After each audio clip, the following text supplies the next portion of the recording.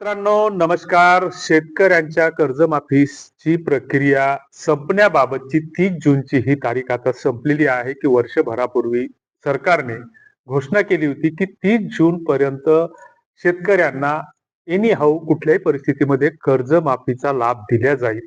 मात्र आता 30 जून तारीख ही संपलेली आहे आणि अशा स्थितीमध्ये जे काही विरोधी पक्ष नेते होते किंवा या प्रकरणात आंदोलनात लक्ष घालणारे जे काही शेतकऱ्यांचे नेते होते, मग ते आमदार असतील किंवा अजून काही सामाजिक क्षेत्रातील प्रतिनिधी असतील, लोकप्रतिनिधी असतील, तर यांची सगळ्यांची हवा आता गेलेली आहे. काहींनी स्वतःच्या स्वार्थासाठी सत्तेत जाऊन बसलेले आहेत, तर काही सत्तेचे गुलाम झालेले आहेत. आणि अशा स्थितीमध्ये शेतकऱ्यांना जी काही कर्जमाफी मिळण्याची जी काही आशा आहे, तर ती आता बऱ्याच अंशी संभ्रमित धूसर झालेली आहे.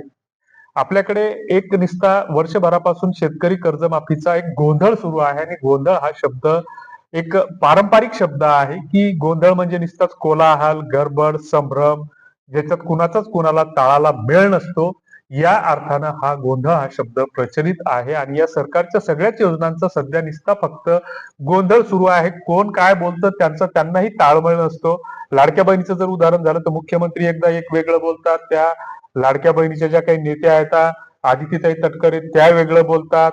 एकदा सांगतात की आमच्याकडे 5 लाख लोक असे सापडले की ज्यांच्याकडे 4 चाकी वाहन येतं, पण हे सरकार सांगायला तयार नाही की मग त्यांच्याकडे जे काही 4 चाकी वाहन येतं तर मग भाजीपाला विकायच्या लोटगाड्या आहेत की हातगाड्या आहेत की अजून कुठल्या प्रकारातलं वाहन आहे. काही जण सांगतात की आयकर विभागाकडून आम्हाला 10 लाख लोकांचा डाटा प्राप्त झाला की त्यांचं उत्पन्न मर्यादा 2.5 लाखाच्या वर आहे.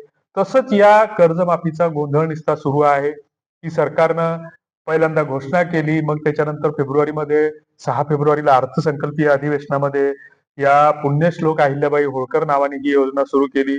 त्याच्यानंतर मग त्याची अंमलबजावणीची प्रक्रिया सुरू झाली. त्याच्यावर समिती नेमली.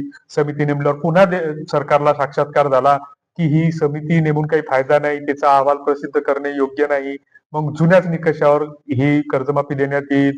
मग पुन्हा जसं आपल्याकडे एखादं लग्न ठरलेलं असतं आणि मग लग्न ठरल्याच्या नंतर एक सोयरा म्हणते हळद मांडवाच्या दारी लावायची, दुसरा म्हणतो कुंकू मंगल कार्यालयात लावायचं, तिसरा म्हणतो असं करायचं, चौथा भावकीतला असा म्हणतो तसं करायचं. हे असा नुसता फक्त ह्या कर्जमाफीचा गोंधळ सुरू आहे आणि या गोंधळामध्ये आता पहिल्यानं 30 जूनची तारीख सांगितली, नंतर मग जुलैचा पहिला आठवडा सांगितला. आता 15 जुलैच्या पुढे जुलैच्या दुसऱ्या आठवड्यामध्ये ही प्रक्रिया सुरू होईल. तुम्हाला SMS येणं सुरू होतील आणि काही भयताडबेलनी माध्यमं जी आहेत तर SMS यायला सुरुवात झाली, प्रक्रियेला सुरुवात झाली, असं सुरू झालं, हे करा, ते करा, असा उपचार करा.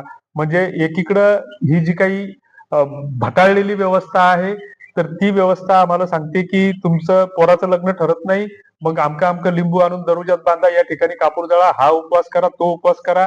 आणि सरकार नावाची व्यवस्था बी तसेच उपचार सांगते की हा कागद जोडा, कधी KYC करा, त्याला ते जोडा, कधी हे जोडा. काहीही गरज नसते. सगळ्या याचा डाटा याच्याकडं प्राप्त झालेला आहे.